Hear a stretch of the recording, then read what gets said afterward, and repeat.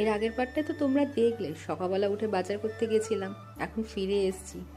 খুব জোর খিদে পেয়েছে। প্রথমে ভাবলাম চাটা বসিয়ে দিই, চাটা ফুটুক, ততক্ষণে মাছটা ধুয়ে নিই। কাতলা মাছ এনেছিলাম আর একটু চিংড়ি মাছ এনেছিলাম, দুটোকে ভালো করে ধুয়ে নিয়ে চাটা যেই ফুটে উঠেছে একটা পরোটা সেঁকে নিয়ে আগে খেতে বসে পড়েছিলাম।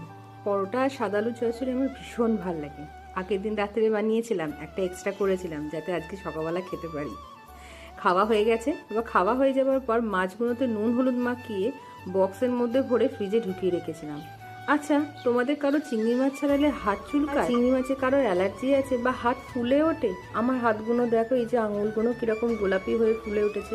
খেলে কিন্তু কিছু প্রবলেম হয় না, এই ছাড়ালেই শুধু দেখি হাতগুলো চুলকায় আর ফুলে ওঠে। এখন বাজে দুপুর 1টা, জানো? সেই যে সকালে কারেন্ট গেছিল বৃষ্টির চোটে, তার আসার এখনো নাম নেই। কি আর করা যাবে, নিউজ পেপার নিয়ে হাওয়া খাই। চলো, ব্লগটা এখানেই শেষ করলাম, আবার দেখা হচ্ছে।